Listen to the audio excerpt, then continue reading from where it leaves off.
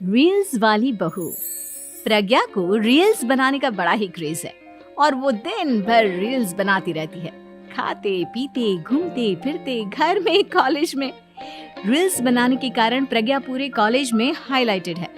जहां उसकी रील्स सभी को पसंद आते हैं, वहीं मनीषा चिंता में डूबी रहती है। एक रोज जब खाते हुए प्रज्ञा रील्स बना रही होती है, तब मनीषा कहती है, 1 मिनट भी चैन नहीं है इस लड़की को। ये नहीं कि खाना तो आराम से खा ले, लेकिन नहीं, अरे थोड़ी देर रील्स नहीं बनाओगी तो आसमान नहीं टूट पड़ेगा। अरे मम्मी, इसी को तो कहते हैं डिटर्मिनेशन। तुम नहीं समझोगी ये सब। भगवान, इस लड़की को सद्बुद्धि दे।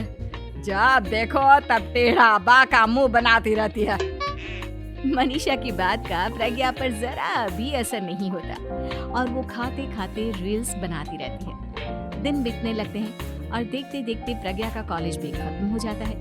आए दिन कोई ना कोई मनीषा को प्रज्ञा की शादी करवाने का सुझाव दे जाता है। सब ठीक ही कहते हैं, प्रज्ञा की शादी कर देनी चाहिए। अपने घर के काम काज में व्यस्त हो जाएगी तो खुद ही ये रील्स और नाच गाना बंद हो जाएगा। मनीषा और प्रेम प्रज्ञा के लिए एक अच्छा लड़का ढूंढने लगते हैं और तभी विकी का रिश्ता प्रज्ञा के लिए आता है, जिसने प्रज्ञा को उसकी रील्स देखकर पसंद कर लिया था। अगले दिन विकी अपने माता पिता के साथ प्रज्ञा के घर पहुंच जाता है और प्रज्ञा साड़ी पहने हाथों में चाय की ट्रे लिए उनके सामने आती है। जब विकी को पसंद है तो हमें भी बहू पसंद है। बहन जी, आप बारात की तैयारी कीजिए। एक बार लड़का लड़की अकेले में बात कर ले तो अच्छा रहेगा। हाँ हाँ, क्यों नहीं। मनीषा विकी को प्रज्ञा के कमरे में भेजती है, जहां प्रज्ञा पहले से ही रील्स बना रही होती है। तभी विकी कहता है, आ गए आपके साजन जी। हमारे साथ ये रील्स कंप्लीट करती तो और भी अच्छा रहता। अच्छा जी, अब आ ही गए हैं तो बना ही लेती हूँ आपके साथ। दोनों मिलकर रील्स बनाते हैं। जब वी मीट और तुरंत पोस्ट पे कर देते हैं। फिर विकी कहता है, जब आप साड़ी में चाय लेकर आए तब मुझे लगा कि कहीं मैं गलत घर में तो नहीं आ गया। अब सही है। दोनों की शादी पक्की हो जाती है और शादी के दिन भी प्रज्ञा रील्स बनाने से चूकती नहीं। यहाँ तक कि बारात के समय भी नाचते हुए रील्स बनाती है। सभी लोग प्रज्ञा की तारीफ के फूल बांध देते हैं और प्रज्ञा नाचती गाती अपने ससुराल चली जाती है। सब कुछ अच्छा चल रहा होता है। प्रज्ञा यहाँ भी दिन भर हर चीज की रील्स बनाती रहती है। लेकिन कुछ दिनों के बाद जब सुनीता कहती है, बहू, ये रील्स के साथ साथ कुछ काम भी कर लिया करो। वैसे तुझे और क्या क्या बनाना आता है? मम्मी जी, वैसे तो सब कहते हैं कि मैं सब कुछ अच्छा बनाती हूँ, लेकिन मुझे लगता है कि मैं मैगी अच्छा बना लेती हूँ। हाँ, कॉफी भी अच्छा बना लेती हूँ और मुंह तो सबसे अच्छा बना लेती हूँ। अच्छा अच्छा। सुनीता अपना माथा पकड़ लेती है और कहती है, बहू, कुछ खाना बनाना भी सीख लेती। मम्मी जी, मैं लंबी प्लानिंग कर रही हूँ। जल्दी ही मैं इतनी फेमस हो जाऊंगी कि मुझे पैसे मिलने लगेंगे। हम दोनों सास बहू राज करेंगे, राज। नौकर काम करेंगे और लोगों की तो लाइन लगेगी हमसे मिलने के लिए। तेरा दिमाग खराब हो गया है क्या बहू? हंसी मजाक तक ठीक है, लेकिन इस तरह घर नहीं चलते। जितना जल्दी हो इस घर के तौर तरीकों को सीख लो। प्रज्ञा मुंह घुमाकर चली जाती है और तुरंत उसी वक्त एक रील बनाती है। ये देख सुनीता का गुस्सा 7वें आसमान पर चला जाता है और विकी के घर आती ही सुनीता उसे सब कुछ बताती है। विकी भी अब प्रज्ञा की इन हरकतों से परेशान हो जाता है। तुम टेंशन मत लो मम्मा, मैं देख लूंगा। विकी कमरे में जाता है तो देखता है कि प्रज्ञा रील्स बना रही है। विकी बड़े ही प्यार से प्रज्ञा से कहता है, प्रज्ञा, इन सब के लिए मैं तुम्हें मना नहीं कर रहा हूँ, लेकिन फिर भी हर वक्त तो ये अच्छा नहीं लगता ना।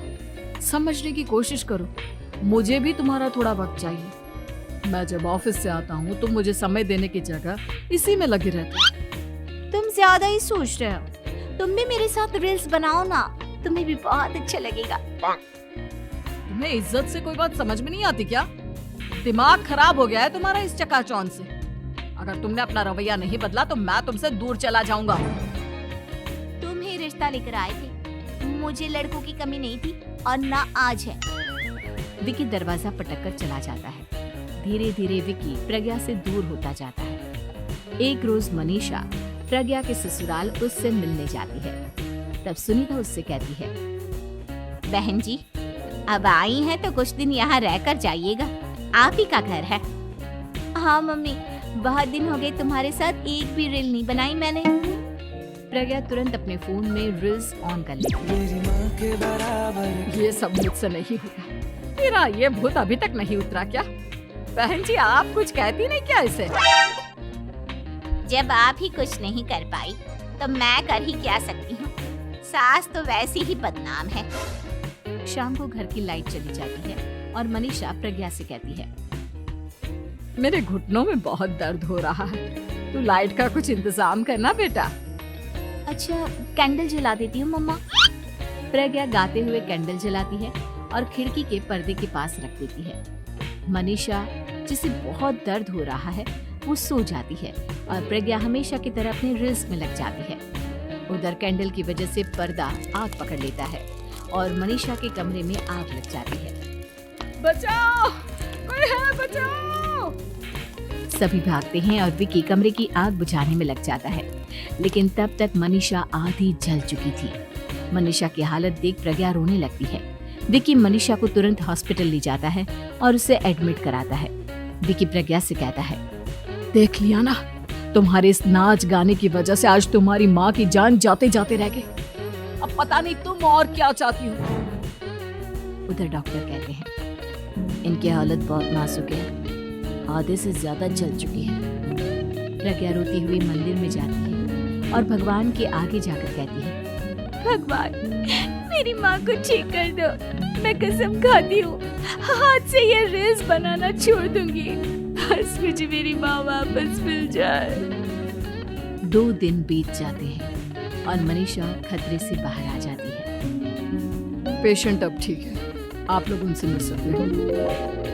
सब कोई मनीषा से मिलता है और प्रज्ञा सबके सामने अपना फोन तोड़ देती है। मुझे माफ कर दो मम्मा, मैंने तुम लोगों की बातों को नजरअंदाज किया। बेटा, कोई भी चीज जरूरत से ज्यादा खराब है। मैंने तुम्हें रील्स बनाने से कभी मना नहीं किया, लेकिन हर वक्त एक ही चीज तो सही नहीं है। मैं समझ गई हूँ मम्मा, आई एम सॉरी। प्रज्ञा उस दिन से रील्स बनाना छोड़ देती है और पूरी तरह से अपने घर में लग जाती है।